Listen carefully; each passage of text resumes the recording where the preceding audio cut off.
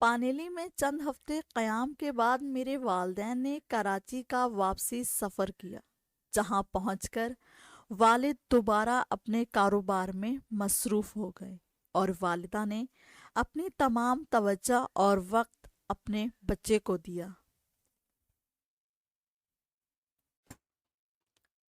پانیلی میں جس قسم کے شاہانہ اخراجات کا مظاہرہ ہوا تھا وہ خال خال ہی دیکھنے میں آتا تھا۔ ایسی باتوں کی محرک عموماً والدہ ہوا کرتی تھی۔ اس کے برعکس والد پیسوں کے استعمال میں محتاط واقع ہوئے تھے۔ ان کا خاندان سادہ زندگی گزارنے کا عادی تھا اور تمام احباب خانہ میں قرابت داری اور محبت اور یکجہتی تھی۔ گو کہ میرے والد کا کاروبار بے حد کامیاب رہا تھا، لیکن پیسہ اور دولت کے بارے میں ان کا ہمیشہ سے یہی خیال تھا کہ وہ ایک مطلون مزاج سائے کے مانند ہیں، کبھی یہاں کبھی وہاں۔ یہی وہ اصول تھا جس کی بنیاد پر والد گھریلو بجٹ کو چلاتے تھے۔ ان کے اس اصول نے ہمارے ذہن پر بھی ایک دیر پا اور ٹھوس اثر چھوڑا۔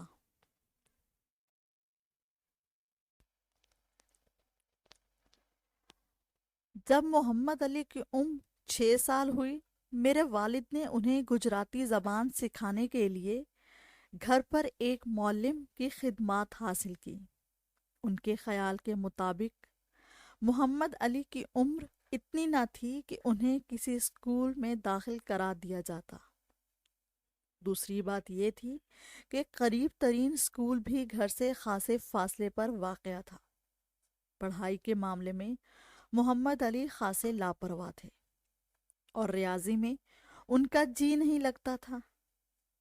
البتہ پڑوس میں اپنے ہم عمر بچوں کے ساتھ انہیں کھیلنے میں بڑا لطف آتا تھا اور کئی کھیلوں کے اچھے کھلاڑی بھی تھے۔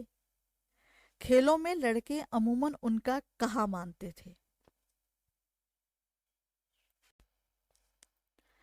جب ان کی عمر تقریباً 9 سال ہوئی تو انہیں ایک پرائمری اسکول میں داخل کرا دیا گیا۔ امتحان میں جب دوسرے لڑکے ان سے بہتر نمبر حاصل کرتے تو ان کا اعتماد متزلزل ہو جاتا۔ اس کا حتمی نتیجہ یہ ہوا کہ کتابوں سے ان کا دل کچھ کھٹا سا ہو گیا۔ ظاہر ہے کہ والدین کی نا امیدی اور بے بسی کا کیا عالم ہوگا، جنہوں نے بیٹے کو عمدہ تعلیم کے زیور سے آراستہ کرنا چاہا تھا۔ ماں نے نرمی سے بیٹے کو سمجھایا کہ وہ باقاعدہ اسکول جایا کرے اور تعلیم کی طرف پوری توجہ دے۔ والد نے ان سے پوچھا کہ تم پڑھائی کی طرف توجہ کیوں نہیں کرتے؟ تو محمد علی نے جواب دیا، ابا مجھے اسکول پسند نہیں۔ پھر آخر تم کیا کرنا چاہتے ہو؟ میں آپ کے ساتھ دفتر جا کر کاروبار سیکھنا چاہتا ہوں۔ مگر بیٹے ابھی تمہاری عمر بہت چھوٹی ہے۔ ابو میں اسکول کی نسبت دفتر میں بہتر کام کر سکوں گا، مجھے پورا یقین ہے۔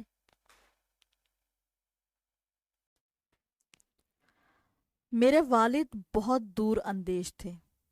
انہوں نے جواب دیا، محمد علی بات یہ ہے کہ میرے دفتر میں نظم و ضبط بہت ہے۔ اگر تم میرے ہمراہ دفتر ہی جانا چاہتے ہو تو تمہیں معلوم ہونا چاہیے کہ صبح سویرے 8 بجے دفتر پہنچنا پڑے گا۔ دوپہر کے کھانے کے لیے 2 سے 4 کا وقفہ ہوتا ہے۔ اس کے بعد دوبارہ دفتر میں رات 9 بجے تک کام کرنا ہوگا۔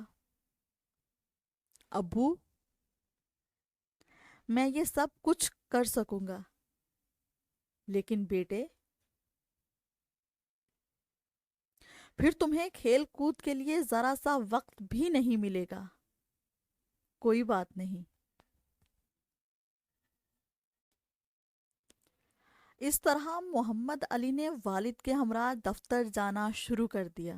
انہوں نے جلد ہی محسوس کیا کہ دفتری کاموں کا انحصار بھی لکھائی پڑھائی پر تھا۔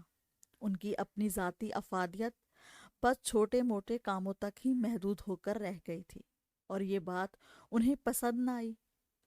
والد اہم کاروباری فیصلے دوسرے لوگوں کے مشورے سے کیا کرتے تھے، کوئی بھی محمد علی سے ان کی رائے نہیں پوچھتا تھا۔ پھر دوسری تکلیف دہ بات یہ تھی کہ کھیل کود کے لیے بھی انہیں کوئی وقت نہیں ملتا تھا۔